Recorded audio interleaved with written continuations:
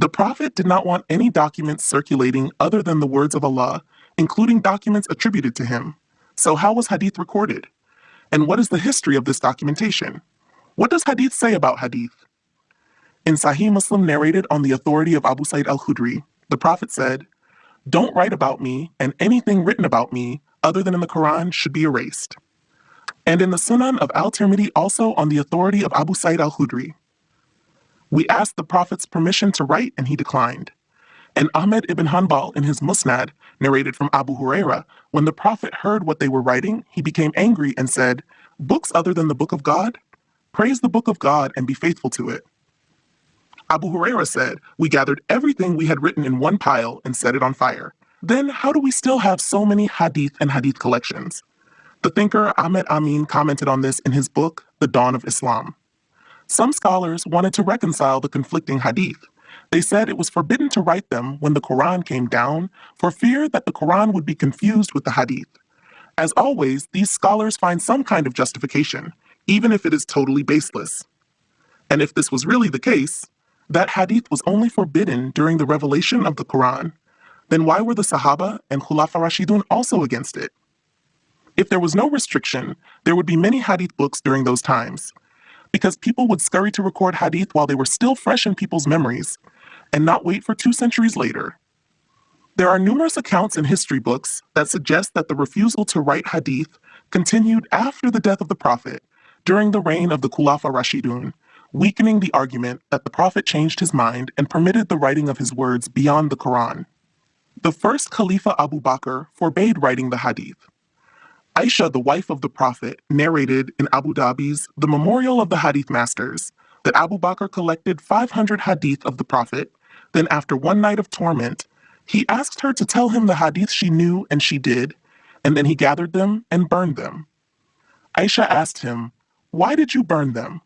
And he said, "I feared that I would die with these words on me, and they would be full of his words that I trusted, but it would transpire that it was not what he said, and I would have relayed them incorrectly."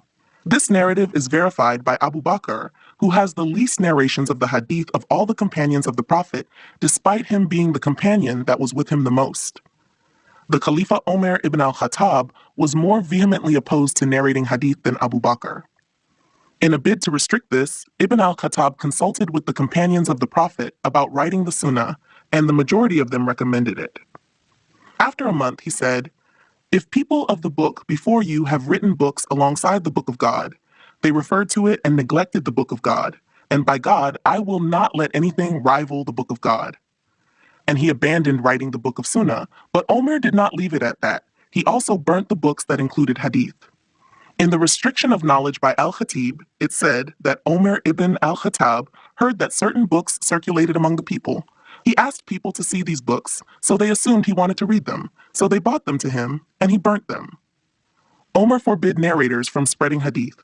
In A Brief History of Damascus by Ibn Manzur and Beginning and End by Ibn Kathir, they mention that Ibn al-Khattab told Abu Huraira, "They must stop this talk of the Prophet of God, or I will stomp them into the ground." And he told Ka'b, "They must stop this talk or I will send them to the land of the monkeys." And in The Memorial of the Hadith Masters of Imam al-Dahabi, he chronicled how Omar imprisoned 3 people, Ibn Masud, Abu al-Darda, and Abu Masud al-Ansari. He said, "You have talked too much about the Prophet of God." And in the Book of Guidance of Abu Yali al-Khalili, it mentions how Omar ibn al-Khattab imprisoned a number of people. Among them was Abu Huraira, and said, "They told stories from the Prophet of God, and they stayed in his prisons until he died." Usman ibn Affan was one of the most important of the Prophet's companions, and he did not talk much about the Prophet. In the Book of the Major Classes by Ibn Sa'd, it is said Usman stood on the podium and said, "It is not allowed for anyone to narrate a hadith that they did not hear in the eras of Abu Bakr or Omar. It did not prevent me from talking about the Messenger of Allah, not to be aware of his friends. I heard him say, 'Whoever says things I did not say has earned his seat in hell.'"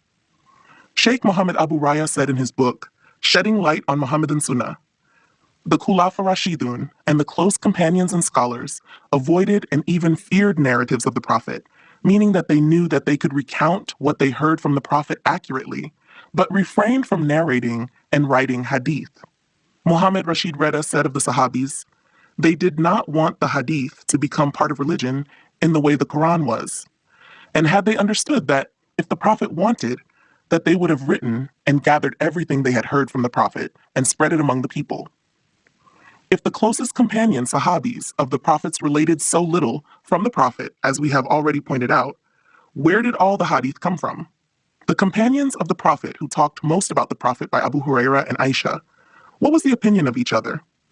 According to the Brief History of Damascus by Ibn Manzur, that two men from Bani Amir met Aisha and said, Abu Huraira said that what brings down a house is women and horses. This angered Aisha, and she responded, this is a lie, and what brings suffering to Abu Qasim is what he said. This is what the people before Islam suffered from. According to Aisha's words, Abu Huraira lied. When they met in person, she accused him of making up hadith, and instead of defending himself, he began to talk about her.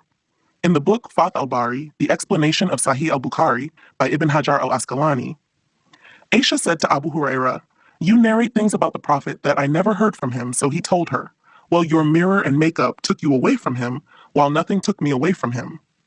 Hadith, as we have it today, in reality was nothing more than a political tool than anything else, just the same as people use religion to further their politics today. The compiling of the Hadith, which began late in the 2nd century Hijri, before al-Bukhari and after the death of the companions and most of the followers, was ordered by the rulers of the Umayyad dynasty. Al-Shihab al-Zuhri was the first to compile Hadith and was forced to do so according to Ibn Abdul Barr's book, The Statement of Science. He said, I hesitated until I was coerced to do it for the princes, so when I was coerced, I did it for the people. The Umayyad rulers continued to coerce narrators to codify the Hadith of the Prophet to cement their rule. The thinker Ahmed Amin said in his book, Dawn of Islam, the rivalry between Ali and Abu Bakr, and between Ali and Muawiyah, and between Abdullah bin Zubayr and Abdul Malik, and then between the Umayyads and Abbasids, all of this was a reason to compile a lot of hadith. In his book Shedding Light on the Mohammedan Sunnah, Sheikh and intellectual Mahmud Abu Raya said, politics has entered into this matter and greatly influenced it. Hadith was used to support their rule and made it one of the strongest pillars to establish its construction. This situation heightened during the era of Muawiyah, who used his influence and money to record it. Until today, hadith is used by holy men to keep their business of religion running. Remove hadith from the equation, then you have a population of free-thinking and free Muslims who follow only the Book of Allah, not bound by laws made by 7th century rulers in the form of codified and so-called authentic hadith to keep the population in check and solidify their rule on them. And that's why there wasn't any or much hadith during the time of the Prophet, Khulafa Rashidun or Sahaba. Because the Prophet forbade it, the Khulafa burnt it, and the Sahaba did not speak of it. So why is it still we base 95%, if not more, of our religion on it? Even the most critical of Hadith followers will agree that according to traditional Sunni Islam, Sahih al-Bukhari is the most authentic book after the Quran.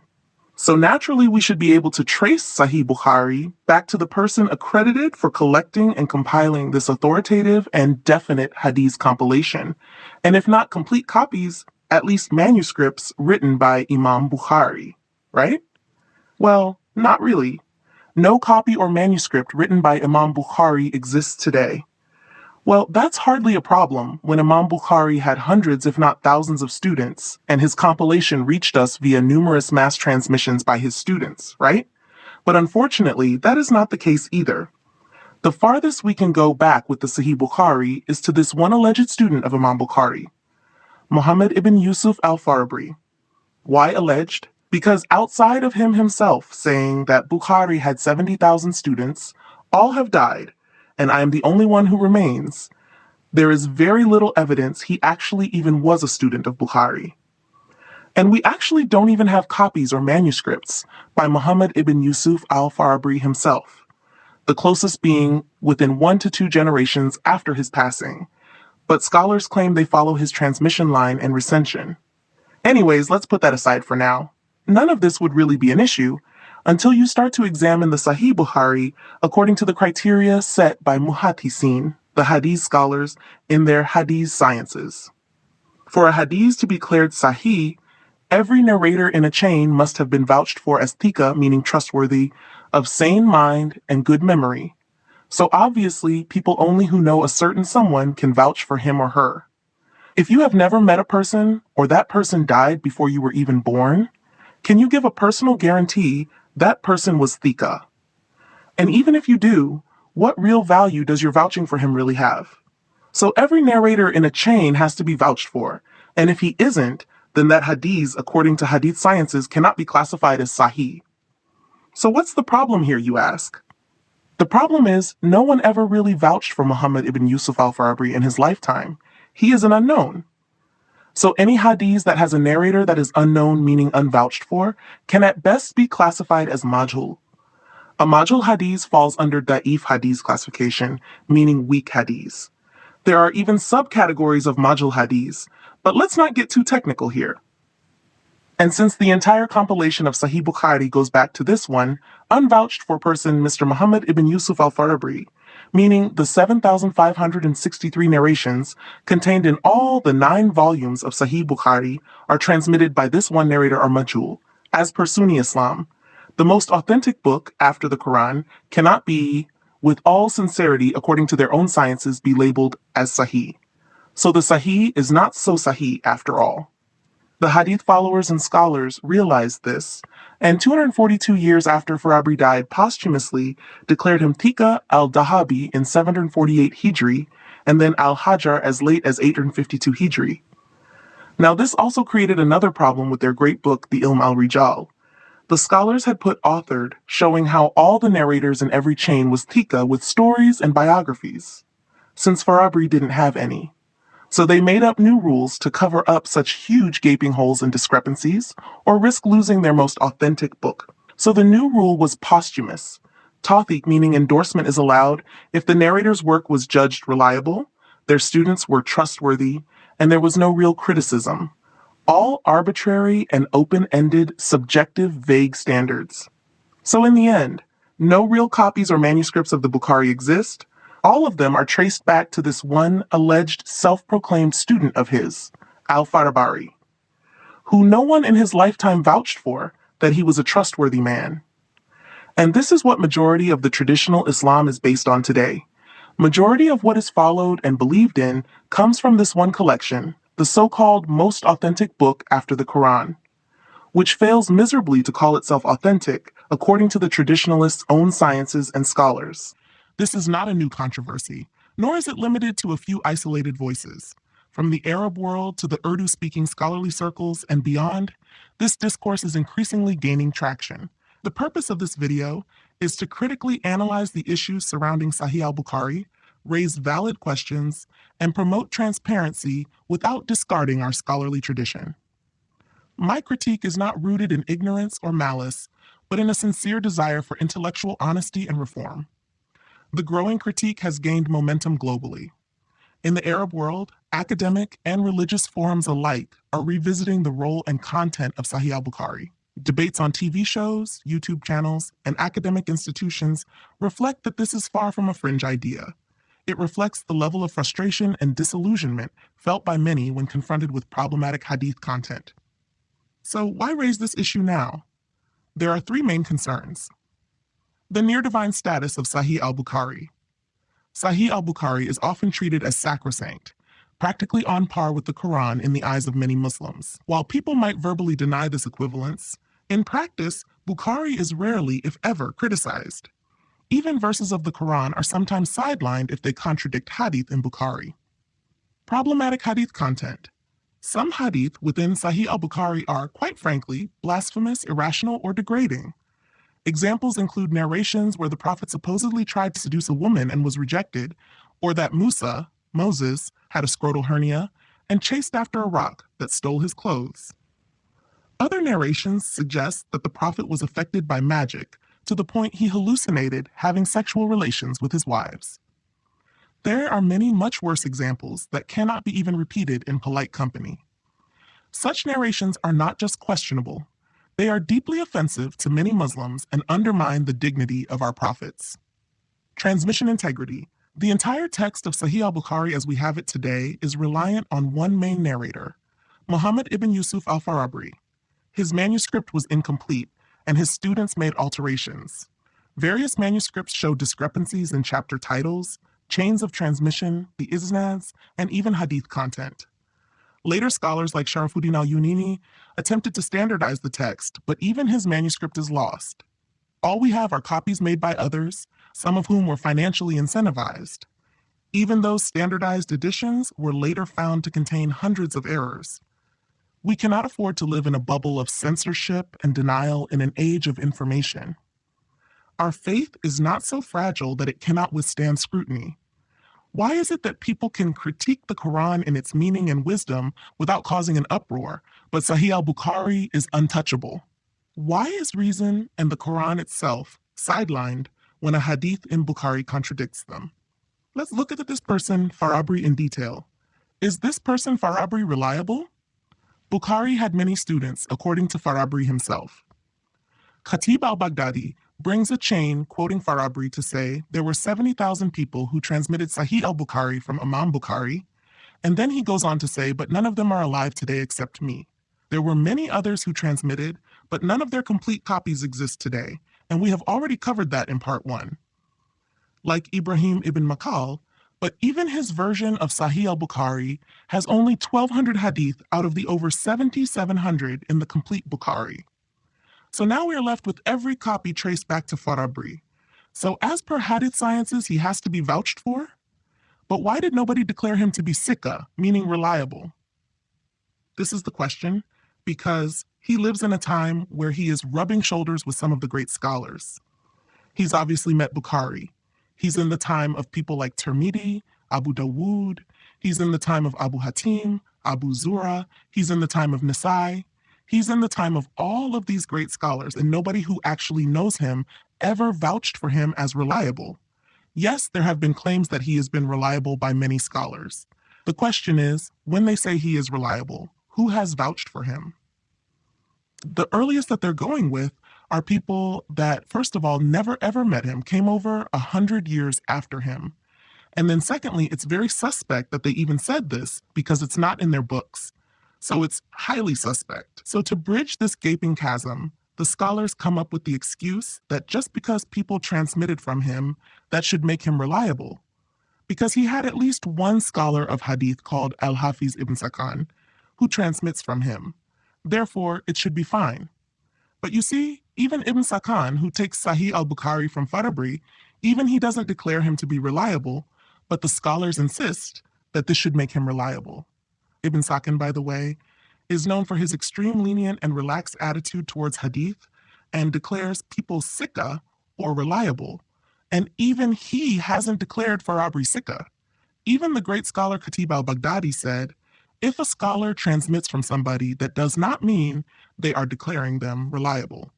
And that anybody who believes that just because someone transmitted from someone makes him reliable is absolutely false and baseless. Which should be the case because then everybody would be reliable when it comes to hadith and history. And now we come to an even bigger problem than just Farabri himself. We've established that no one vouched for him as reliable, and those who did or were made to seem so also have issues. But even bigger issue is that we don't even have Farabri's own copy of Bukhari, and that's where the real problems start to surface. Farabri's student, Abu Ishaq al-Mustamli, says, I copied from Farabri's copy of Sahih al-Bukhari, and I saw many things that were still incomplete in his copy. He had chapter headings which were empty, they had no hadith in them, some hadith with no chapter heading, and he says, so we started to move them around.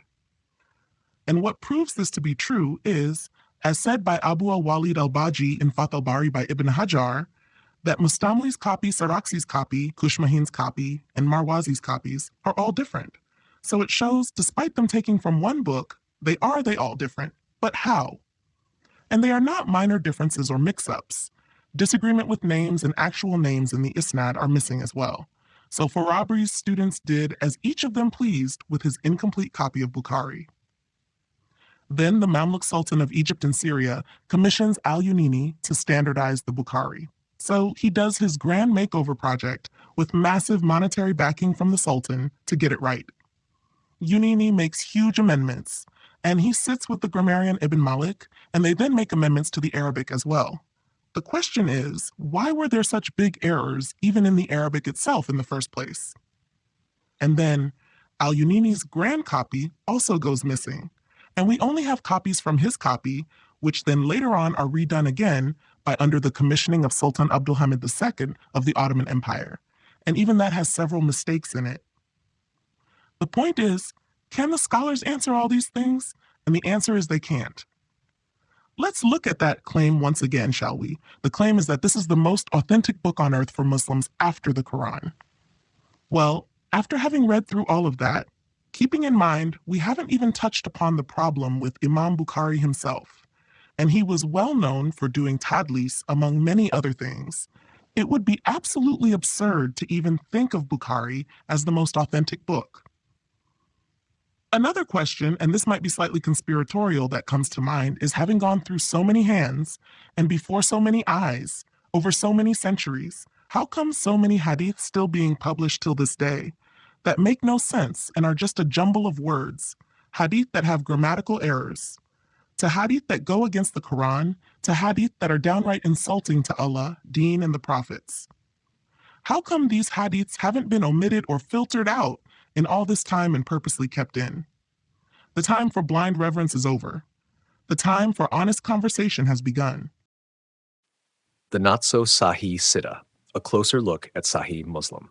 In Sunni Islam, there exists a well-known and highly revered group of hadith compilations, collectively called the Sahih Sitta, or the Authentic Six.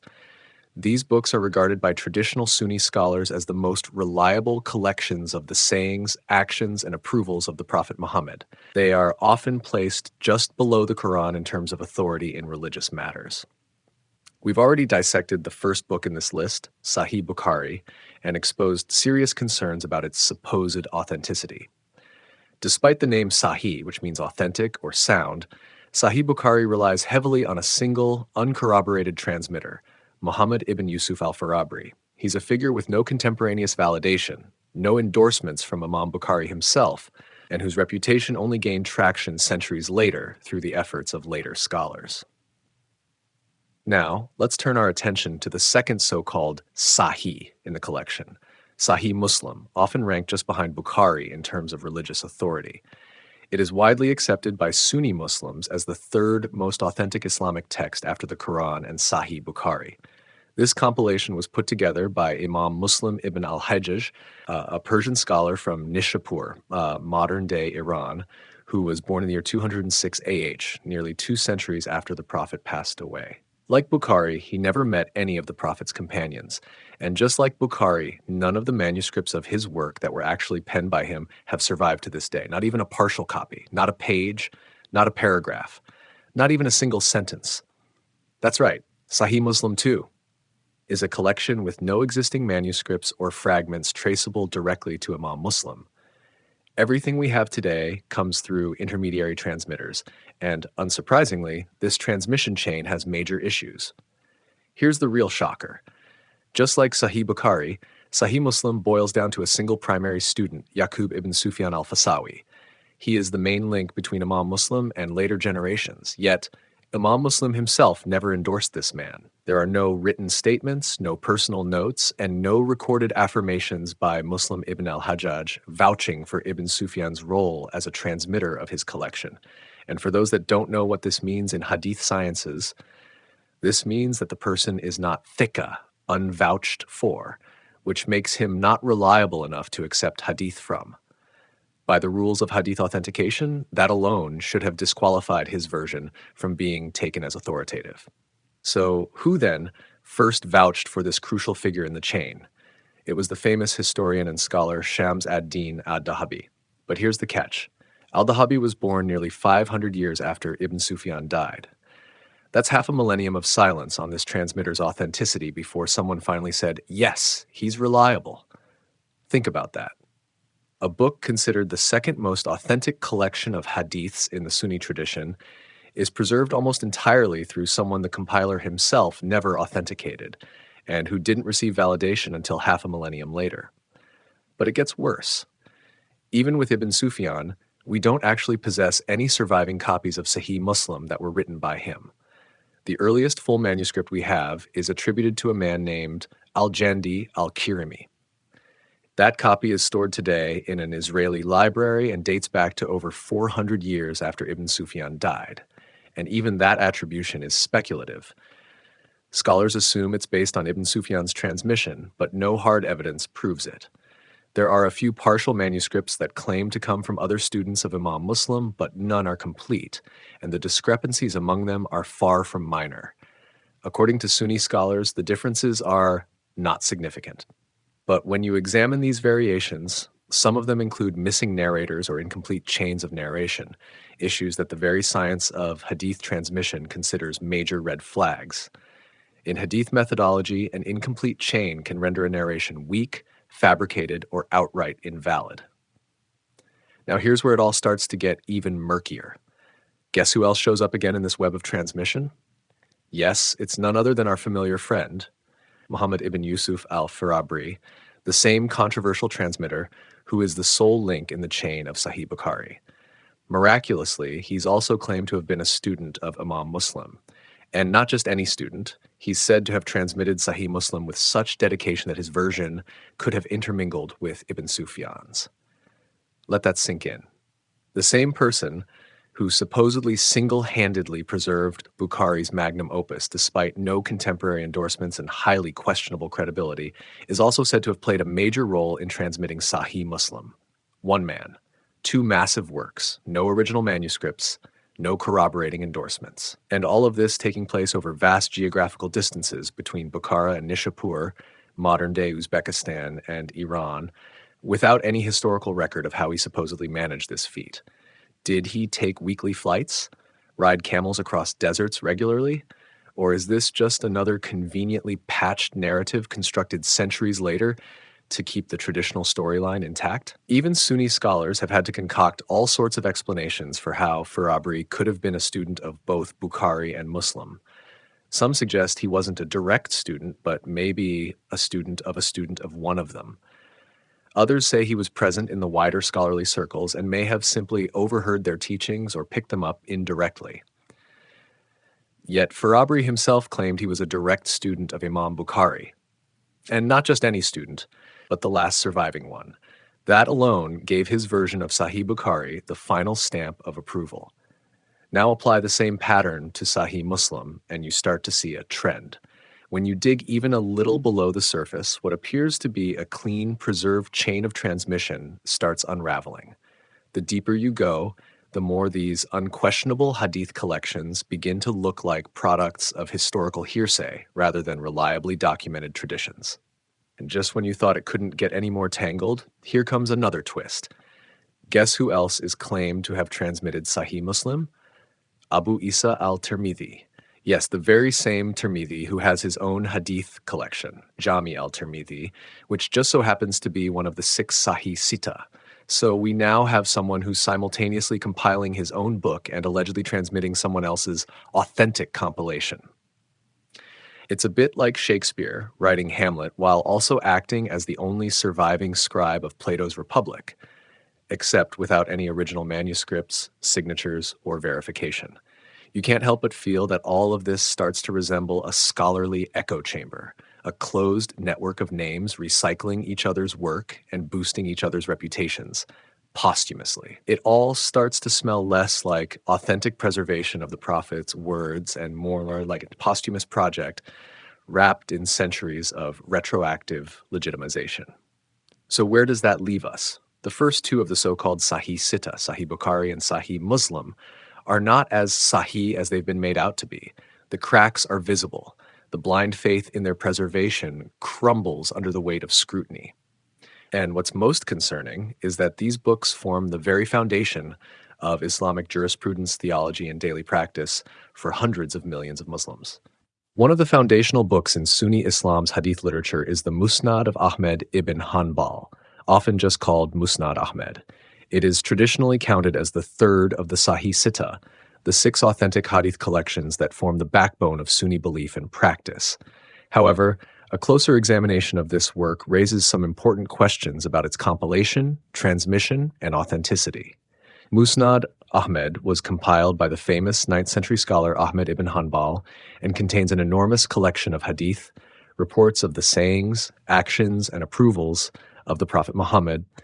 The number of hadith in this collection is staggering. ranging between 27,000 to 30,000, narrated by around 800 different companions of the Prophet. The sheer volume is remarkable, especially compared to earlier hadith collections. It is interesting to note that the further one moves in time and geography from Medina, the final city where the Prophet lived, the more the number of hadith seem to increase exponentially. This phenomenon naturally invites skepticism. How did the number of reported hadith grow so much from the early days of Islam? The earliest hadith collections were much smaller.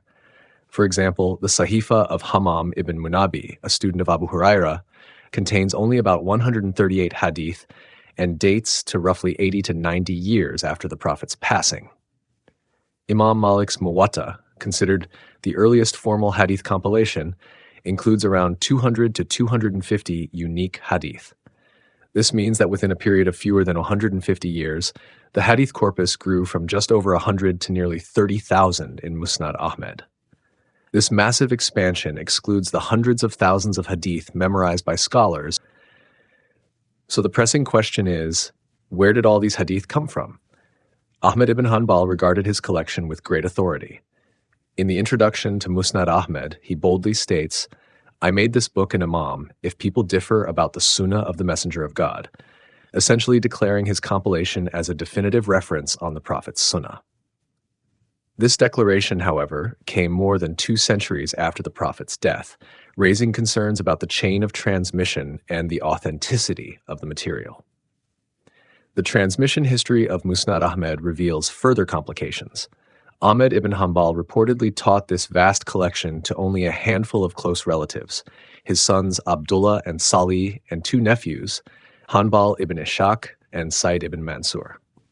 Consequently, the responsibility for preserving the Prophet's sunnah for future generations rested predominantly on a single individual, Abdullah ibn Ahmad. Abdullah, though a respected scholar himself, had students such as Abu Bakr al-Khalal, Abu Yala al-Farah, Ibn al-Mubarak, and Abu Zur'a al-Razi, scholars who greatly influenced Islamic jurisprudence and hadith sciences and produced important works. Curiously, none of these scholars is known to have transmitted Musnad Ahmad itself. Instead, only one student of Abdullah ibn Ahmad, named Ahmed ibn Jafar al-Khati, is reported to have transmitted the Musnad further. This single transmitter, however, presents several issues. Al-Khati was very young when Abdullah passed away. Some sources say as young as 16, others around 19 years old. Considering the responsibility of mastering a collection of 30,000 hadith, this leaves only a few years to memorize and understand the entire Musnad, a feat that would be daunting for any scholar, let alone a teenager. Several renowned scholars have voiced skepticism about al-Qari's reliability. The famous historian and hadith critic al-Dahabi noted that al-Qari made mistakes in his narrations, and other scholars like al-Hajar echoed similar concerns. Abi al-Fawaris, a respected 4th century Hijri scholar from Baghdad, even accused al-Qari of adding hadith to the Musnad that were never part of the original collection, casting doubt on the authenticity of those additions and highlighting errors in his transmission chains. Additionally, al-Qari's copy of the Musnad was reportedly lost in a flood, which only compounds the problems with preserving and authenticating this massive body of work. Al-Khatib al-Baghdadi, in his History of Baghdad, records that parts of al-Khati's books were lost, and that he copied from another book which critics alleged he had never heard of, leading to further questions about the accuracy of his transmissions. Towards the end of his life, al-Khati suffered confusion, blindness, and senility to the point where he could no longer recognize what was read to him. Such conditions naturally cast serious doubt on his reliability as a transmitter of hadith. The chain continues with al-Kha'i passing the Musnad on to Abu Ali ibn al-Mudhib, whose own reliability is also questionable.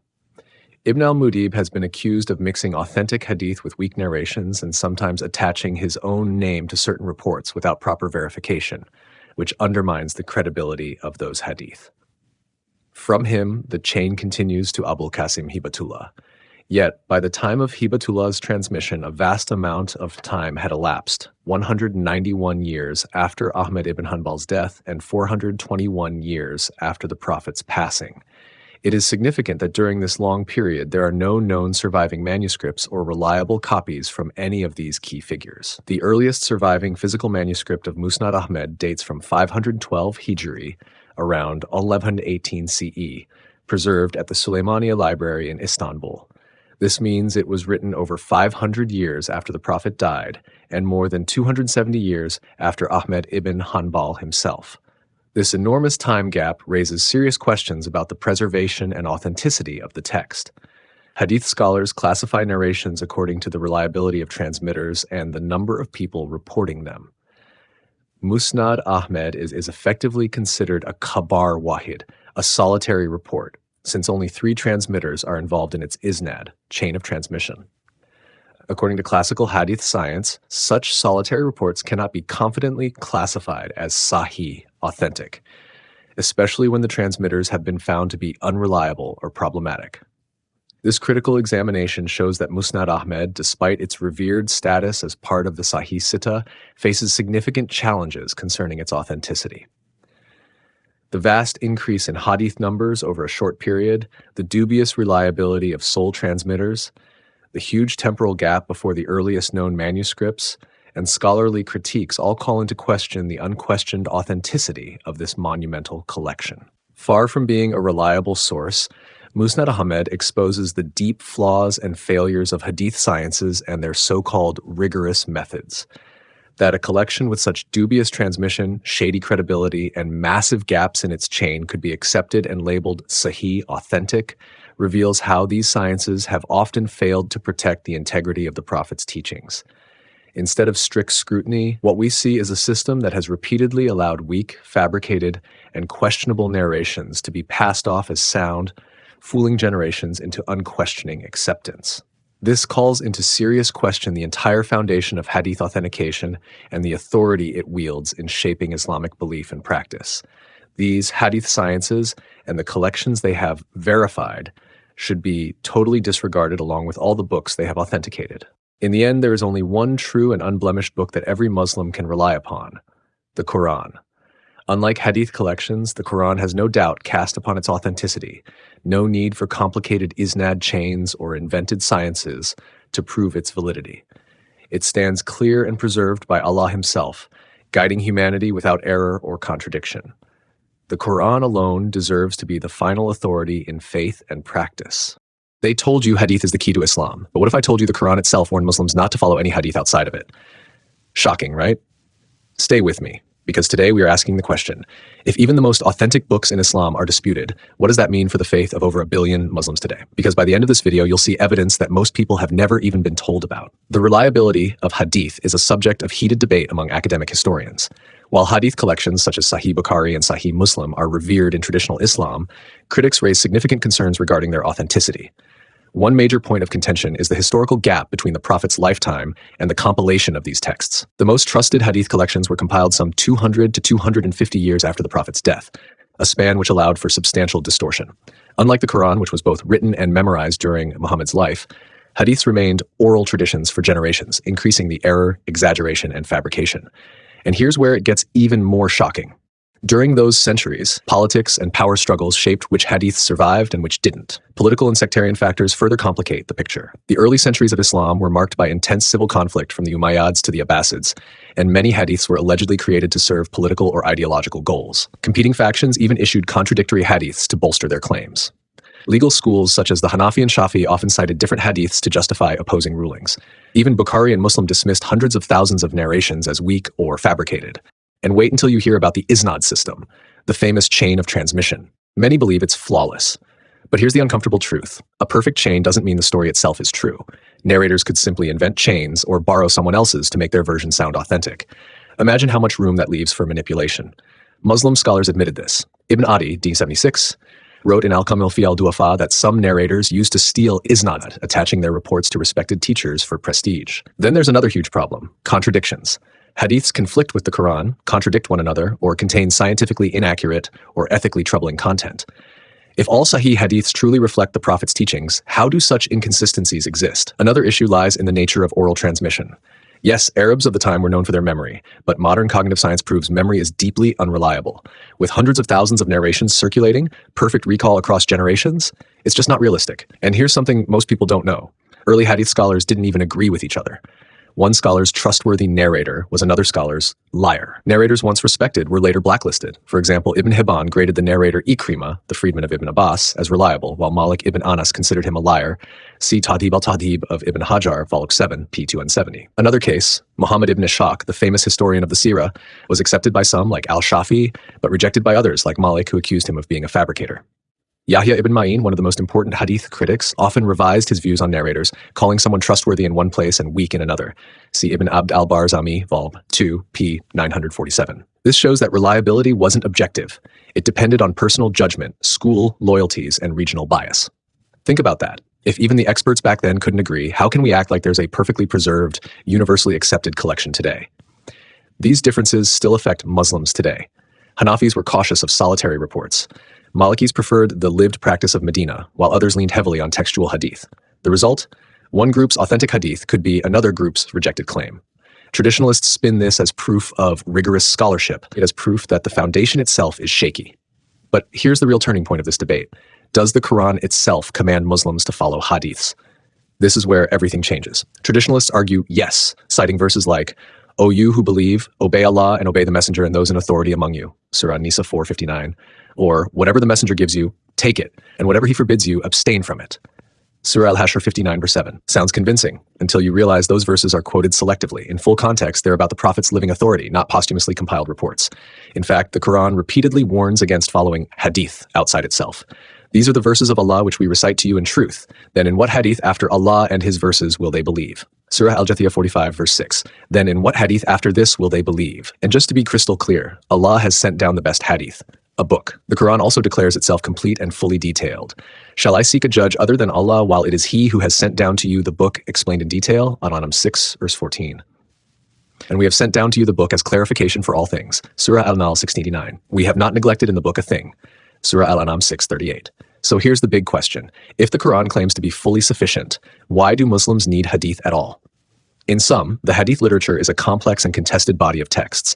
At best, it offers insight into early Islamic thought and history.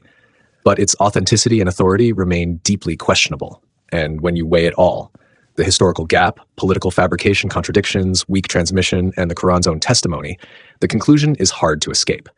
Hadith is nothing more than a flawed and unreliable supplement to the Quran. Did you know that for the first 100 years of Islam, Muslims practiced their faith without any hadith? That's right, the Quran alone guided them. Yet today, most Muslims believe they must follow hadith, and generations have been convinced to do so. Stick around because we are going to see exactly how this happened, and it's not what most people have been told.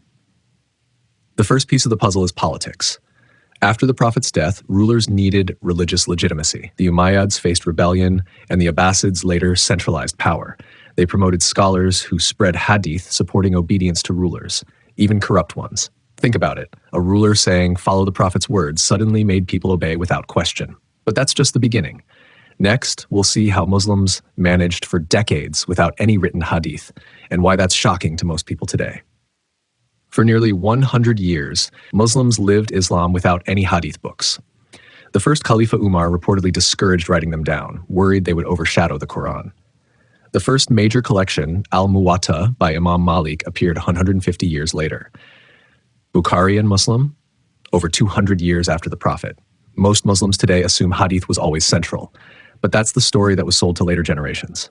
And here's the twist. The next step involves a single word that changed everything, and it's one you think you understand. Sunnah, the one word the scholars loaded up to get their way. In the Quran, Sunnah always refers to God's law or way, never the Prophet's sayings. There is no Sunnah al-Nabi in the Quran, nor does it tell you to follow it. But jurists like al-Shafi redefined it to mean the Prophet's actions and argued that the only way to preserve it was through hadith. Suddenly, rejecting hadith became the same as rejecting the Prophet, and by extension, Islam itself. Here's the twist you won't see coming. This single semantic shift convinced millions to follow rules written centuries after the Prophet's time. Now you might be wondering, why did scholars push hadith so aggressively? The answer is simple. It wasn't just about piety. Scholars, most of whom were living off grants and donations, by claiming the Prophet's guidance could only be preserved in hadith, made themselves indispensable interpreters of Islam, keeping their livelihoods and futures secure, while also helping rulers justify their authority, even when leaders were corrupt. Hadith allowed them to standardize laws and rituals across a rapidly expanding Muslim world, and at the same time suppress competing Quran-only interpretations. In short, following hadith became a powerful tool for both scholarly and political control, and most Muslims never even realized it. Next, we'll see what was used to strategically lock people into this system. Fear played a huge role. Scholars spread hadith warning that rejecting hadith could lead to eternal punishment, even though some of these warnings were about forged reports. Ordinary Muslims grew up thinking, if I don't accept hadith, I might be a kafir. But here's something most people don't realize. Fear wasn't accidental. It was a tool used to enforce compliance. And that's not the end. Next, we'll see how deliberate legal dependence on hadith made it almost impossible to separate it from Islam itself. The Quran gives broad principles, not step-by-step rules. Scholars used hadith to create a massive legal system, and madrasas taught this as mandatory. By the 11th century, generations were trained to think Islam equals hadith. Here's the fascinating part. Early Muslims managed perfectly fine without these books, simply by following communal practice and the Quran. But verses from the Quran prove it is fully sufficient, something almost no one dares to mention. Shall I seek a judge other than Allah when it is He who has sent down to you the book explained in detail? Chapter 6, verse 114. We have sent down the book as clarification for all things. Chapter 16, verse 89. The Quran itself claims it's fully sufficient. Early Muslims proved it for decades, yet later generations were forcefully convinced otherwise. Here's the reality. This centuries-long conditioning still shapes millions of Muslims today. People automatically turn to hadith for guidance on every detail of life, from prayer to personal choices, even though the Quran already provides clear guidance. Understanding this lets us see Islam as it was originally practiced, not as centuries of scholarship reshaped it. It's said that the Quran and Hadith were transmitted by the same people in the same way. The Quran was preserved and passed down through generations, and so was the Hadith. Let's explore this together. The Quran was transmitted widely by people. They taught it to their children, to their neighbors, and to their friends. The message of the Quran was conveyed even before formal institutions existed, as a natural practice of the community. This became a living tradition, passed down from one generation to the next, from father to child and beyond. The same cannot be said for the Hadith. Here is a simple litmus test to prove this. Ask around and see how many people have memorized any single complete book of Hadith, along with the complete chain of every Hadith. If not the complete book, maybe just a chapter, maybe 100 or even 10 Hadith. Now ask even a Muslim child, he will at least be able to recite a few surahs. It is not uncommon to find people who have memorized the entire Quran. The Quran, by its nature ontologically in its essence, is a recitation. It's a recital of something. It's not prose. The word Quran itself comes from the root Qra, which means to read, ikra, or something to be recited. The Quran, the recitation, or something that is recited, is inherently oral and meant to be memorized. Very few hadith were transmitted widely. The most widely transmitted hadith, ironically, the one that says, "Whoever lies about me deliberately, let him take his seat in the hellfire," was passed down by only about 60 people. Some scholars consider it almost none, while others count up to 113. This shows that, unlike the Quran, hadith were not memorized or transmitted broadly across the community. Historical records show that several individuals throughout Islamic history admitted to fabricating hadith, and some of these confessions were documented by scholars of hadith. In some cases, fabrications were motivated by political, sectarian, or even well-intended but mistaken pious reasons. Abu Isma Nu ibn Abi Maryam fabricated hadith because he believed people were focusing more on the fiqh of Abu Hanifa than on the Quran itself. In addition, some sects, such as the Gulat, admitted to creating hadith to support their beliefs or ideologies. In certain cases, historical records show that when these fabricators were questioned by rulers or hadith scholars, they confessed to inventing hadith to support specific dynasties, tribes, or sects. Scholars including Ibn al-Jawzi, Ibn Hibban, al-Dahabi, and Ibn Adi recorded these confessions in their works. These individuals were self-confessed fabricators, and many hadith that entered well-known collections were later recognized as fabrications. Well, then the argument continues. Someone could have also fabricated verses of the Quran too. That is not possible because, as mentioned earlier, too many people had access to the Quran and had memorized it, so changing all of that would have been an impossible task. Second, fabricating verses of the Quran is not an easy task. In fact, it is essentially impossible. The Quran itself challenges people to produce something like it. Copying its language, style, and meaning, and then blending it into a surah so that it makes sense and maintains context is an impossible feat. Also, the Quran doesn't address specific worldly details, like telling people to follow certain rulers. That kind of content would immediately raise suspicion if someone tried to fabricate it.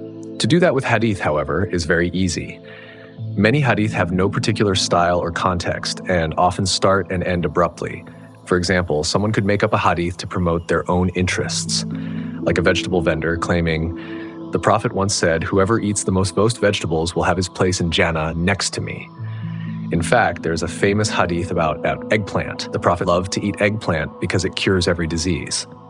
Similarly, it is possible that someone upset with his wife could have fabricated a hadith like, "If a man calls his wife to his bed and she refuses, and he spends the night angry with her, the angels will curse her until morning."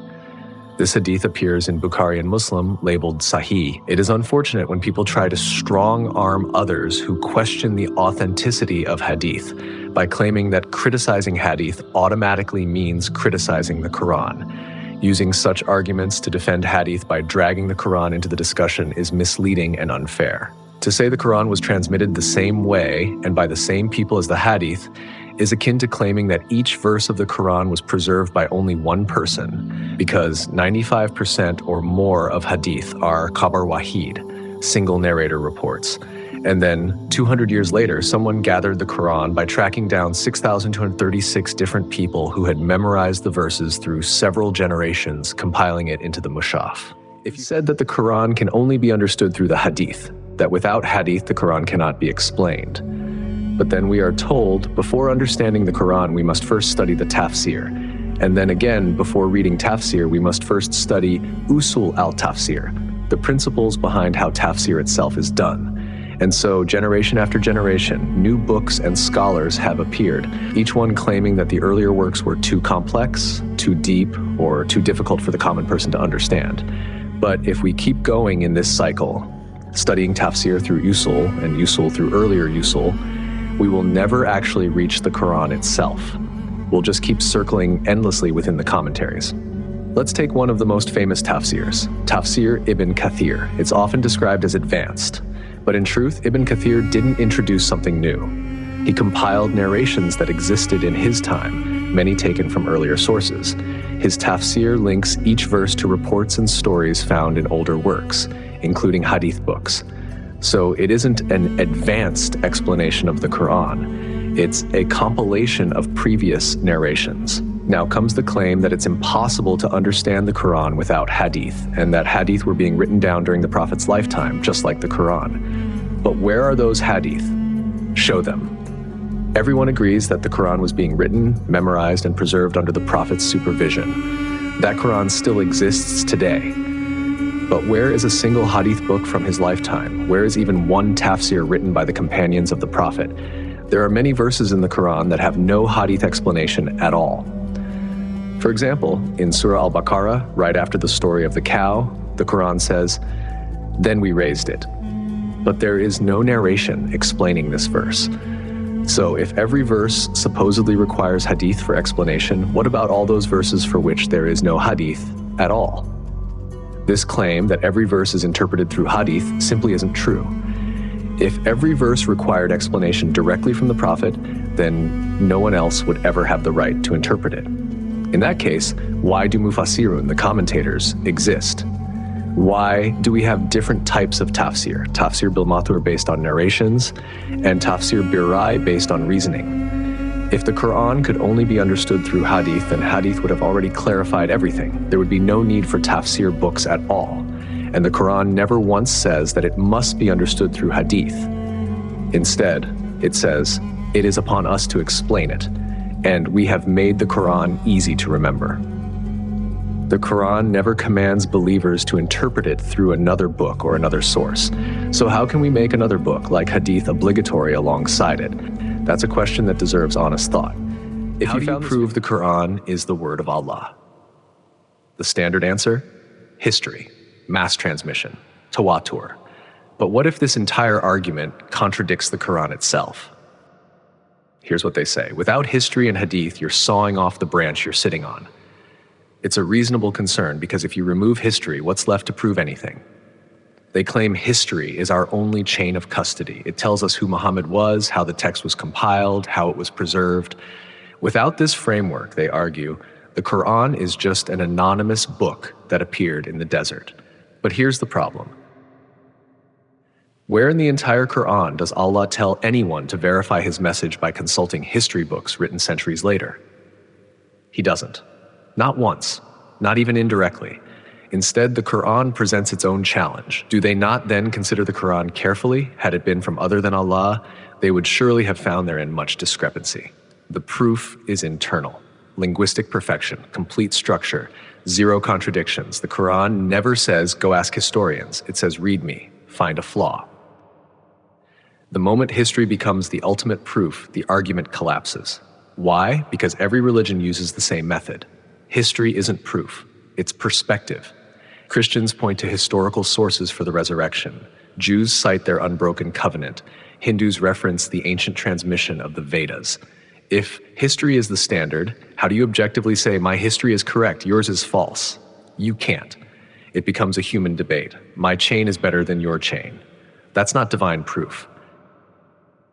Now consider tawatur, mass transmission. It's treated as the gold standard, but apply it fairly. Christianity claims powerful, frequent transmission from eyewitnesses for the crucifixion and resurrection. Other faiths have their own consensus traditions. Here's the contradiction. Tawatur is accepted as ultimate proof for the Quran, but completely rejected for other beliefs. This inconsistency proves tawatur alone cannot be the foundation.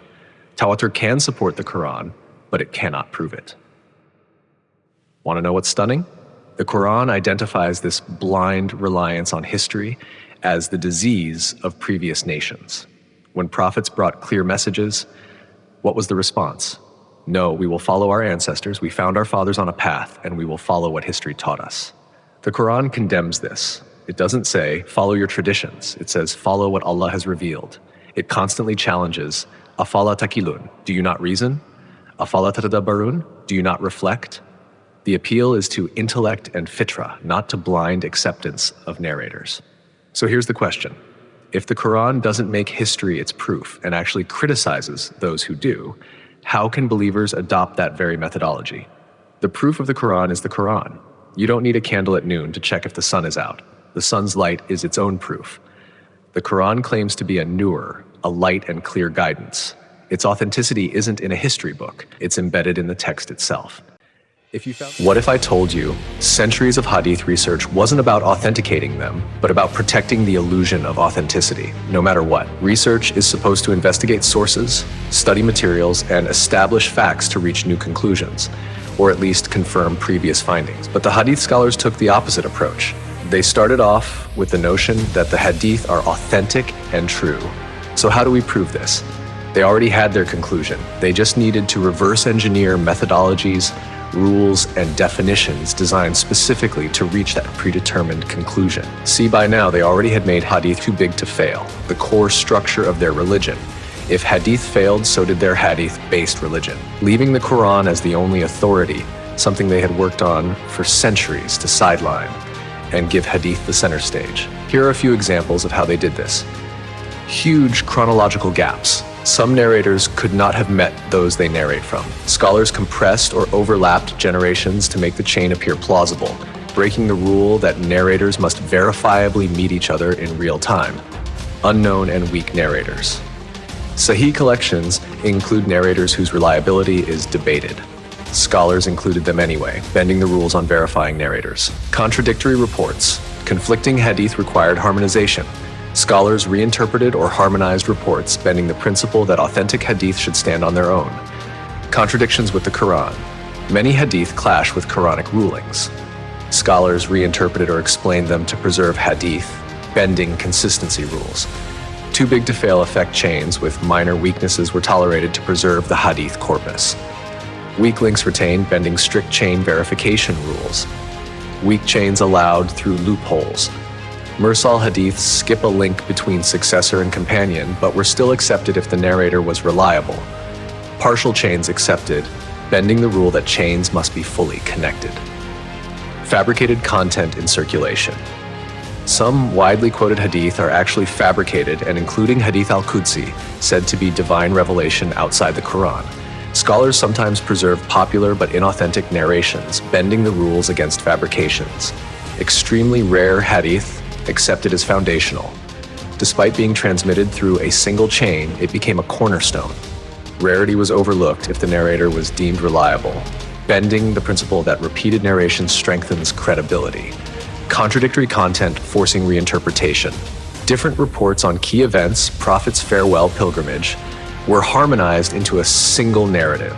Scholars reconciled contradictions to create a consistent story, bending the rule that content should remain intact. Every fix, every reinterpretation, every methodological loophole was done with the sole objective of rubber-stamping hadith to be authentic. The irony? The very so-called science that was supposed to filter out all the falsehood became the very catalyst that trapped all the impurities. Hadith were made so big, so protected, that any attempt to investigate them was interpreted as an attack on Islam itself. So yes, centuries of hadith research weren't about finding the truth. They were about preventing failure by hook or by crook and whatever it took. Imagine a religion corrupted by its own scholars. For more than a century, Islam was simple, inclusive, and centered on the Quran. Then, influenced by political and financial pressures, scholars rewrote history, recast outcasts as icons, and built a strict orthodoxy into a version of Islam that barely resembles the faith the Prophet left us. Let's find out how. In the beginning, to be a Muslim, all you needed was a few core beliefs. Belief in Allah, in revelation, in the messengers, and in the afterlife. That was it. Islam was open, flexible, centered on the Quran. But within a century, everything changed.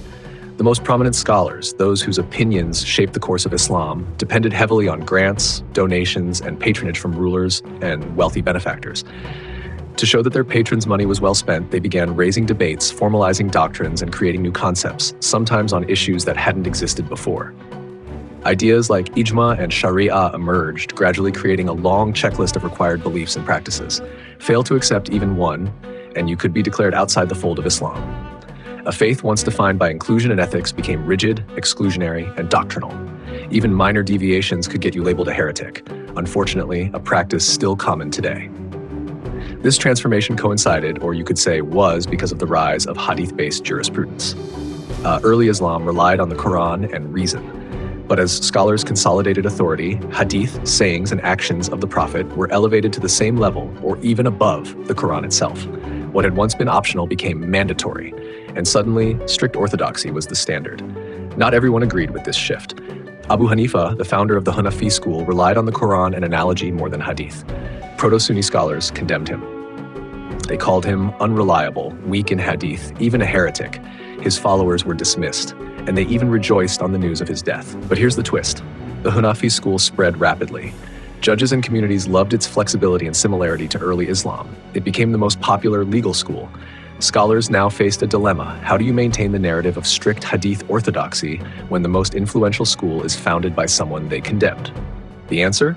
Historical revisionism. Abu Hanifa's image was reshaped. Hadith compilations were falsely attributed to him. His legal methods, once condemned as speculative, were reframed as fully aligned with Sunni orthodoxy. A man once declared a heretic became a pillar of hadith-based Islam. Here's someone most of you have probably never heard of, Layth ibn Sa'd. Why? Because he prioritized reason and the Quran over hadith. As a result, he was sidelined in Sunni history.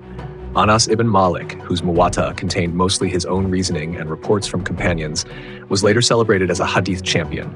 Shafi'i, who equated hadith with the Quran, became a defender of strict orthodoxy. Ahmad ibn Hanbal, who prioritized hadith over the Quran, became the model of Sunni piety. Critics were rewritten as champions. What began as an inclusive, Quran-centered faith became a strict, hadith-dominated orthodoxy, where minor deviations could exclude someone from Islam entirely. This isn't unique to Islam. In Christianity, church fathers of the first centuries were not Trinitarians, but later histories present them as if they were. Similarly, Sunni scholars rewrote early Islamic history to make figures like Abu Hanifa, Malik, and others appear as unwavering champions of hadith, even when historical records say otherwise. Enemies became allies, heretics became saints, flexibility became rigid orthodoxy. And the narrative of Islam itself was rewritten, not as it was lived, but as scholars deemed necessary to secure their authority. The Islam we see today, a strict, hadith-focused, doctrinally rigid religion, is the product of centuries of scholarly consolidation, historical revisionism, and ideological enforcement. Understanding this history changes how we see the faith, the schools, and the stories we've been told about the earliest Muslims. So next time someone tells you that all early Muslims strictly followed hadith or that Abu Hanifa was always a Sunni icon, remember, history is not always what it seems. Sometimes it's written to serve power, not truth. Have you been blinded by the masses into following man-made lies? If you're cringing right now and feel uncomfortable with that, then you are exactly the one who needs to pay close attention, Nimesh. Your own Sahih Muslim reports that the Prophet forbade writing hadith, a stance he maintained until he passed away. Yet many still claim they are on the right path, even though the Quran also warns against following hadith. Yet you blindly ignore God's book, who decided we need hadith to explain it, and yet hadith are elevated as pillars of faith. Some scholars have claimed this was to prevent the Quran and hadith from being mixed up, but these are baseless claims. Some later scholars made claims that the Prophet changed his mind later. There is no evidence that he ever authorized the writing of hadith. All hadith collections we have today, which are considered authentic by hadith scholars, were written 200 years after the death of the Prophet. For 2 centuries, in accordance with the Prophet's instructions, hadith were not permitted. That is why it took 200 years before people began adopting them. Knowing that the Prophet banned any documentation of hadith, and knowing that the Quran specifically speaks of fabricated hadith and calls those who promote them as enemies of the Prophet, one is left to wonder, how have these hadith become the roots and pillars of Islam today? In Surah 6, verse 112, it says, "Thus we have made for every prophet enemies from among humans and jinn. They inspire one another with fancy sayings in order to deceive. Had your Lord willed, they would not have done it. So disregard them and what they fabricate." God is telling you here to disregard anything other than what he himself says. But when you hear this, all you can think is it possible that the majority of Muslims are wrong? They must be following the truth. Can they all really be doing something incorrect? So let's assess the situation and break it down. Have you specifically and unconditionally studied God's word? No, you have not. If you haven't, and others follow the same model as you, then how are you so convinced that you are on the right path? You are putting all your trust into the big bearded sheikhs, hoping and praying to God that they are right. You're not actually praying. You're simply convinced that they are right. You yourself have done nothing to contribute to your worldly obligation to seek the truth, other than blindly following others and assuming they have done the work for you. Well, newsflash, nothing worth having comes free. Are we not on earth to be tested? Do people think they will be left to say we believe without being tested? We certainly tested those before them, and God will clearly distinguish between those who are truthful and those who are liars. So do you really think God is giving so-called Muslims a free card to salvation without any work at all? Have you done any work to verify the traditional practices of Islam that you are following right now? If not, then you need to consider the possibility that you are not fully on the path described by God. God spoke clearly of a code of law that he sent down, and whether we follow it or not will be our test. In Surah 5, verse 48, "To each of you we have ordained a code of law, a way of life. If God had willed, he would have made you one community, but his will is to test you with what he has given you. What he has given you sounds like a book, not books written by men." In Surah 6, 104-115, "Shall I seek other than God as a lawmaker, when it is he who has brought down to you the book fully detailed? The word of your Lord is complete in truth and justice. None can change his words. It is a fully detailed book. Why are we not obeying God's command and upholding no hadith other than the Quran?" Surah 45:6, "These are God's revelations that we recite to you with truth." So in which hadith other than God and his revelations do they believe? God repeatedly confirmed in the Quran that the book is complete. 6:19, 6:38, 6:114-115. He even says that if more books were needed, he would have given hundreds, not just one, 18, 109, 31, 27. But he did not provide them. The 4 guided caliphs after the Prophet respected his command and prohibited the writing of hadith. Abu Bakr, for example, once collected over 500 hadith during his companionship with the Prophet, but he could not sleep until he burned them all. Umar Ibn Khattab called Abu Huraira a liar and threatened to send him back to Yemen if he did not stop fabricating hadith. Omar also admitted that he wanted to collect sayings of the Prophet, but restrained himself out of fear that Muslims would adopt those sayings and abandon God's words. Doesn't that sound familiar? In Surah 25, verse 30, the Prophet himself will say on the Day of Judgment, "My people have abandoned this book." For nearly 3 centuries, Muslims did not practice hadith. This prohibition remained until Omar ibn Abdul Aziz finally permitted their documentation. From that point onward, a new religion was written, one that often dominated over the Quran. The numbers speak for themselves. Umar Ibn Hanbal collected 700,000 hadith but included only 40,000. He rejected 94%. Bukhari collected 600,000 hadith but included 7,275. He rejected over 99%. Muslim collected 300,000 hadith but included only 4,000. He rejected 99%. Even their own work shows that the overwhelming majority were fabrications. Yet today, these collections are placed beside the Quran as sources of faith. Abu Huraira, who spent only 2 years with the Prophet, narrated more than 5,000 hadiths, more than anyone else. Yet he was the least respected among narrators. The Quran describes itself as the best hadith, 39:23, and asks, in which hadith other than God and his revelations will they believe? 45:6. Despite this, Bukhari and others chose to collect hadith in clear opposition to the Prophet's command and the Caliph's practice. Just as Paul's fabrications corrupted Christianity, the elevation of hadith collections corrupted Islam. The problem is that we are focusing so much on man-made books that we have neglected God's word. Faith is supposed to be a direct connection between you and God, not blind allegiance to scholars or traditions. God left you a book for a reason. If he wanted a prophet today, he would have provided one. Instead, he left us his word, one book complete and fully detailed. If you found still letting men from 1200 years ago decide what Islam means today, men who said the earth rests on the horns of a bull, men who filled books with contradictions, myths, and hearsay, and yet their voices are treated as holier than the Quran itself. Were they smarter than you, closer to God than you, or have we been chained to their ignorance for far too long? The Quran says it is a complete guidance, a clarification for all things, 1689. But here's the truth. The word Sharia never appears in the Quran as a legal code. What people call Sharia law is man-made, built centuries later from hadith collections and tafsirs. So ask yourself, if God said his book is complete, why do we act like it isn't? And here's the real kicker. If Sharia is man-made, then who invented it? That's where the story gets political. Why are we still bound to schools of thought frozen over 1,000 years ago? Were those men more intelligent than today's scientists? Did they have knowledge greater than God's book? The Quran warns, follow what God has revealed. But they said, no, we follow our forefathers. Even when their forefathers understood nothing. And those tafsirs, built on hadith, hearsay, and even Jewish-Christian myths. That's how we got claims that the earth sits on a bull, or that a fly's wings carry a cure, or that women are deficient in intellect. Do you see the problem? These aren't divine revelations. They're the superstitions of their age. So why should they outweigh the Quran? But if the tafsirs are that shaky, then what about the hadith canon itself? Can we even trust how it was built? The Quran praises those who listen and follow the best of what they hear, 39:17. It tells us to ponder, not to chain ourselves to contradictions, but challenge hadith authority, and suddenly you're a heretic. Why? Because the gatekeepers fear losing control. Hadith were compiled 2 centuries after the Prophet. By then, empires had risen, sects had fought, and rulers used religion as a tool of power. Can we really believe politics didn't shape which hadith survived? The Quran says, if it were from other than God, you would find many contradictions. The hadith books are full of contradictions, so why rely on them? The Quran is alive. It was revealed for all people, all times, all contexts, but it's been buried under centuries of commentary and chained to fallible men. The Quran says, shall I seek other than God as judge when it is he who revealed the book explained in detail? 6:114. So the choice is yours. Will you surrender your intellect to medieval gatekeepers or return to the Quran itself? And if the Quran is truly complete, then what does that mean for Sharia law? If you found a time when Muslims led the world in science, technology, philosophy, and education, known as the Islamic Golden Age, but somehow regressed back to the Dark Ages after its decline and eventual fall. Watch till the end as we find out how this happened and what was the cause for this collapse. While Europe was busy prosecuting the heretics, Baghdad became the intellectual center of the world. Under Abbasid Khalifa Harun al-Rashid, centers like the Bait al-Hikmah, or House of Wisdom, were found. The advances that unfolded in that time, in that place, included the invention of algebra, algorithm, both Arabic words.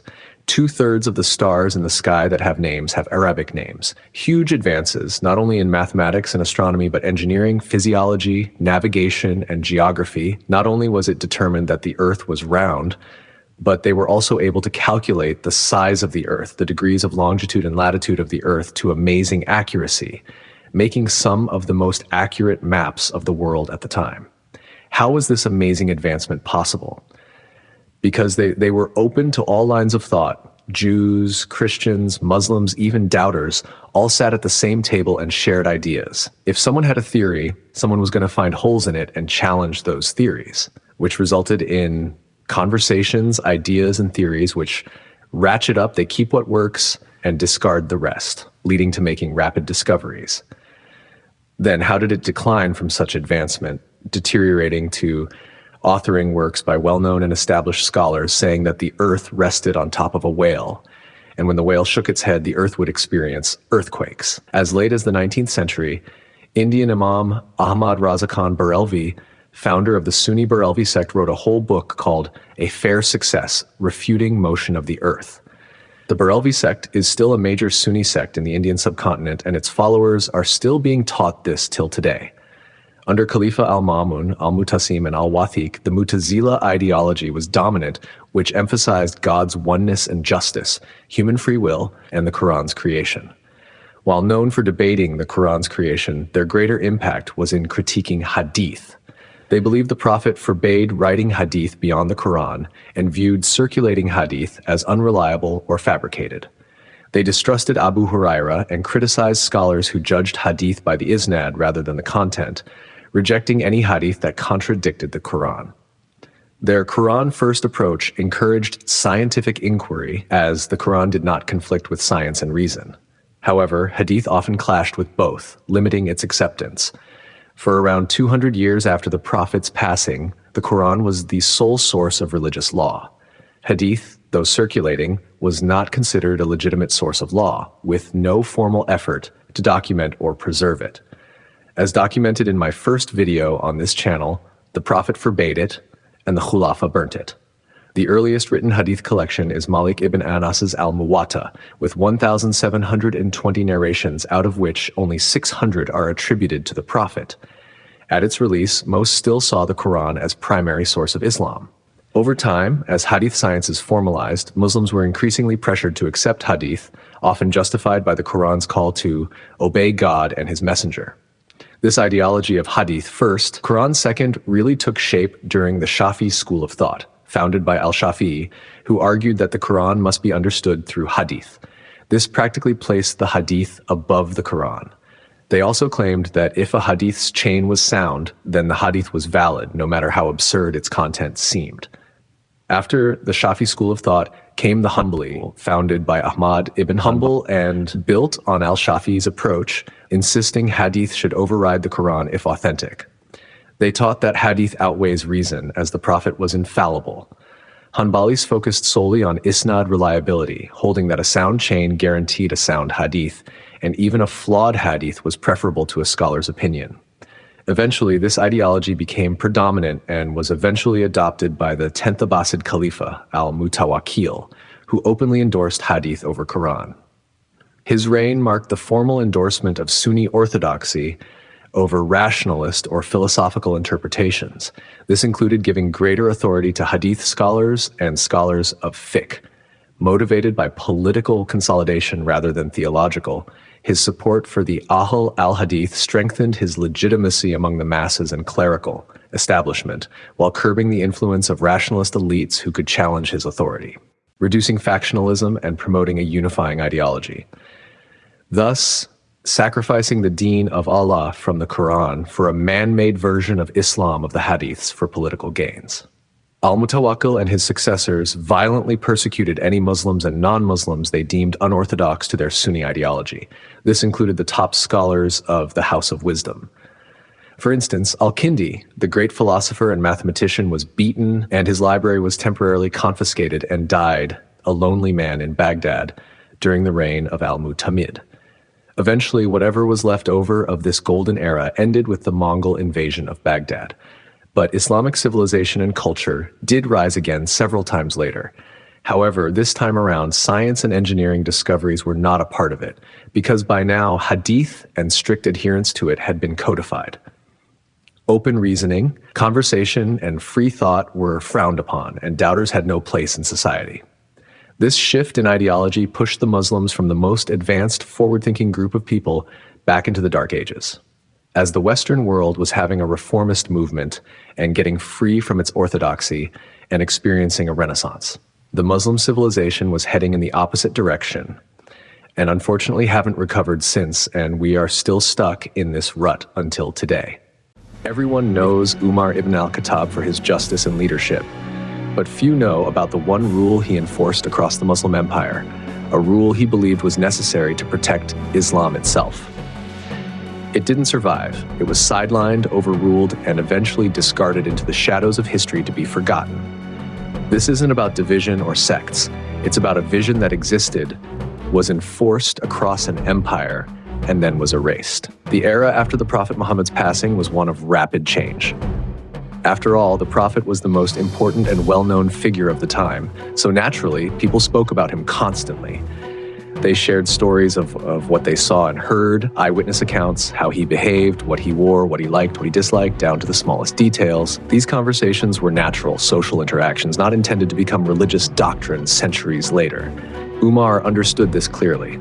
He saw that while these accounts were circulating widely, the Quran alone must dominate religious life. His predecessor, Abu Bakr, had already begun restricting the recording and circulation of hadith.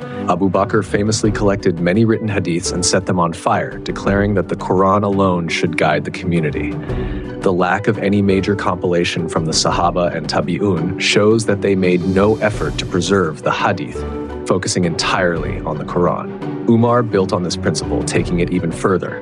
Under his authority, there was a formal empire-wide prohibition on recording and reporting hadith. Whenever he dispatched companions to newly conquered regions, he instructed them to focus exclusively on the Quran. He wanted the recitation of the Quran to dominate daily life so completely that it would sound like the buzzing of bees, keeping the community engaged with the words of Allah above all else. Historical accounts indicate that Umar ordered the collection and destruction of written hadith records. He compared these records to the Jewish Mishnah, referring to the Quran's criticism of the people of the book for neglecting or altering their divine scriptures by elevating secondary laws, highlighting the danger of confusing secondary texts with the primary divine scripture. By doing so, he reinforced the Quran's primacy as the only unquestionable source of guidance. Umar also regulated the movement of prolific narrators, ensuring that their influence did not overshadow the Quran. Figures like Abdullah ibn Masud, Abu al-Darda, and Abu Huraira were reportedly restricted in their reporting. Umar questioned them, asking why they were narrating so much from the Prophet, and even detained to keep a close eye on their activity. In Umar's words, anyone who wanted to speak on religious matters must quote from the Book of Allah, otherwise they should remain silent. This strict approach ensured that the Quran was undisputed, central, and universally authoritative. The dramatic step of destroying written hadith records served a crucial twofold purpose. Umar feared that mixing these reports with the Quran could lead to confusion, and that people might neglect the Quran in favor of secondary reports. By keeping attention on the Quran, Umar focused entirely on the divine revelation. This focus on the Quran also paved the way for ijtihad, or independent reasoning, in legal matters. With hadith circulation restricted, scholars and judges relied on the Quran and sound reasoning to resolve issues rather than hearsay in the rapidly expanding Muslim empire. Umar's policies shaped the early development of Islamic law, ensuring that the Quran guided interpretation, legislation, and daily life. Through his unwavering commitment, Umar didn't just expand an empire, he protected the Quran, making it the unshakable guide for every Muslim after him. But unfortunately, it only took a few centuries for all of this to change to what we have today, where Quran is said to be above all, but this is only lip service, when in reality, 90% or more what passes off as Islam today is based on these unverifiable anecdotal reports by thousands of individuals, also known as the Hadith. Well, we have all been told this, that the Quran is not enough, and it is actually the Hadith that explains the Quran. And this idea has been repeated so many times in so many settings that most people just accept it without questioning. And the two most popular, well-known, and most read tafsirs are the one by Ibn Kathir and by al-Tabari. These are considered the gold standard in Islamic scholarship by many, and they are cited in lectures, articles, and even everyday discussions about Islam. Now let's just make a rudimentary look into these tafsirs. So we all assume these great scholars took every verse from the Quran and then manually looked through the huge collections of hadith to find hadith explaining the verse and then writing those explanations so it is easy for the layman to understand. Because again, we've been told time and time again, laymen can't understand the Quran or the hadith You have to spend decades in study to even come close to understanding them. This makes them seem almost superhuman in their dedication and effort, a lifetime devoted to scholarship. So when we do look at these tafsirs, it's not really the results we were expecting. The tafsirs are not totally based on the hadith. The majority of the tafsir rely on something called the athars. For someone who is new to these invented studies, this might be surprising because we have been conditioned to think of hadith as the only source for explanations outside the Quran. So what are these athars? In Islamic terminology, athar refers to narrations or reports. It typically refers to sayings, actions, or interpretations of the Prophet's companions, the Sahaba, or sayings or rulings of the tabi'in. So now even the tabi'in are part of the major Islamic narrative, law, and fiqh. This is an important distinction because it shows that much of what is considered tafsir is not directly from the Prophet, but allegedly from later generations interpreting his teachings. Here are a couple of examples of an athar. Ibn Abbas said, "The verse about riba interest was the last verse revealed, and the Prophet died without explaining it to us." This is not a hadith, but a companion statement, therefore an athar. Take a moment to let that sink in. This raises questions for anyone trying to reconcile the idea that the Prophet fully explained the Quran during his lifetime.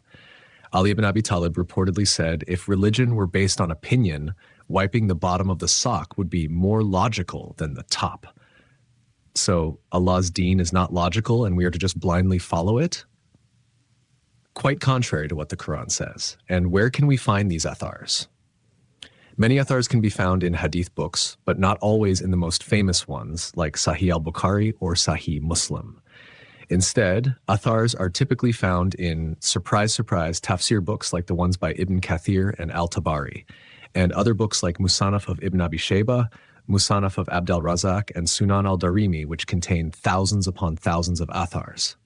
It is striking how much material exists outside the hadith collections, showing that the early scholars just flooded the system with works upon works. Someday we will talk about how most of them had to keep churning out works to keep the grants and donations coming, which were basically their livelihood.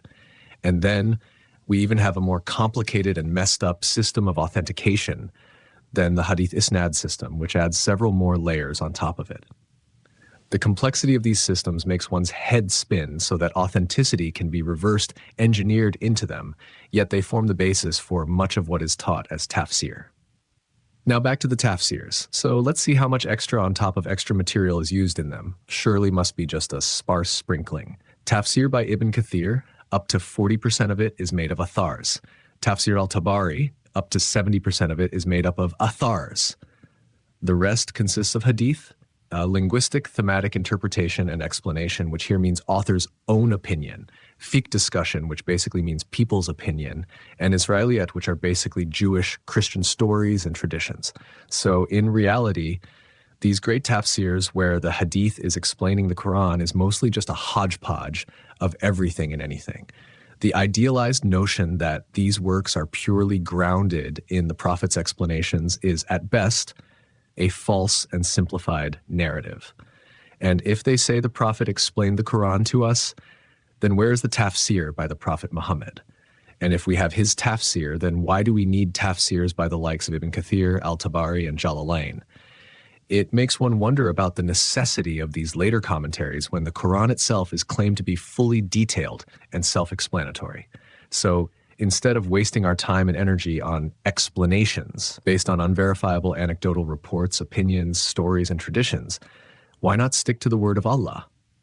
We often seek validation and elaboration outside the Quran, but perhaps this habit overlooks what is already clearly stated. Do we not believe when Allah tells us in the Quran that it is the best tafsir, and its explanation is upon him, and that in which hadith other than the Quran will you believe in afterwards? These words should give a sense of completeness and sufficiency. Yet human curiosity and doubt have led us to layer centuries of commentary on top. Are Allah's words not enough for us, or do we not believe in them and go looking for outside man-made sources? This question echoes in the hearts of anyone who seeks clarity, and perhaps the answer lies in returning to the Quran itself, without adding unnecessary human interpretation. What I told you, that Sunni Islam and Roman Catholicism, two religions that seem so different, actually mirror each other in startling ways. There is a striking parallel between the two, one that becomes impossible to ignore once examined closely. Both are vast institutions that have layered centuries of human tradition over scripture, distancing believers from the pure, unmediated Word of God. Just as the Catholic Church elevates papal authority, church fathers, and dogma above the Bible, Sunni Islam exalts clerical scholarship, hadith, and the veneration of early figures to near scriptural status, often at the expense of the Quran's clarity. The resemblance begins with intercession. Catholics teach that Jesus mediates between humanity and God, pleading for sinners on Judgment Day. Sunnis claim Muhammad will intercede for his followers, a belief the Quran repeatedly rejects but which dominates Sunni theology. Both traditions nudge devotion toward their chosen figure. Catholics sing hymns to Jesus and Mary. Sunnis compose poetry and prayers for Muhammad, even weaving his name into the declaration of faith. Just as crucifixes and statues of Jesus fill Catholic churches, homes, and car mirrors, Muhammad's name decorates mosques, houses, and rearview charms across the Muslim world. In both cases, the focus shifts subtly but decisively from God to his messenger. Even more telling is the reliance on extra-scriptural sources. Catholicism leans on church councils, papal decrees, and theologians like Augustine and Aquinas. Sunnism elevates hadith collections such as Bukhari and Muslim, despite the Quran's claim of self-sufficiency. Both defend these additions with the same circular logic. How can you reject what those who preserved your scripture accepted? To Catholics, the Church Fathers compiled the Bible. To Sunnis, the Sahaba transmitted the Quran. History becomes a weapon, invoked to sanctify innovations. The structures themselves mirror each other. Catholics claim apostolic succession, an unbroken chain from Peter to today's Pope. Sunnis claim isnad, chains of narrators stretching back to Muhammad. Both manufacture the illusion of continuity, reinforcing clerical authority while discouraging believers from going directly to Scripture. The message is the same. You cannot understand God's word without us. Catholics declare the Bible too obscure without church guidance. Sunnis insist the Quran is unintelligible without hadith. Faith becomes dependence. Even ritual practice reflects this symmetry. Catholics recite Latin liturgies long after the language faded from common use. Sunnis ritualize Arabic prayers and phrases among non-Arabic speakers, fostering a sense of sacred exclusivity. Both create holiness through repetition and ritual rather than understanding. Both turned pilgrimage into profit. Rome and Mecca became centers of faith and revenue alike. While Catholic cathedrals glow with icons of saints, Sunni mosques glorify Muhammad, the Sahaba, and early caliphs in calligraphy and oral lore, elevating men into myth. The psychological tactics are no different. Protestants who challenged Catholic tradition were scolded. Who are you to defy centuries of wisdom? Sunnis ask dissenters the same. Both use history as a weapon, equating longevity with truth and silencing those who question. Yet history diverges at one crucial point. Catholicism faced the Protestant Reformation, which broke its monopoly on Scripture and returned the Bible to the people. Sunni Islam has never faced a comparable rupture. But those who hold on to only the Quran echo the Reformers' spirit, stripping away intermediaries and reclaiming God's word from clerical control. Sunnism, then, is not the pure Islam it claims to be. It is the Catholicism of the Muslim world, a faith buried beneath tradition where monotheism is obscured by institutions. The choice for Muslims today is the same one that confronted Christians centuries ago. Follow the word of God or the word of men who claim to speak for him. What's your take on this comparison? Do you agree or disagree? And why? If you found this video informative, subscribe for more weekly videos like this. Thank you for watching.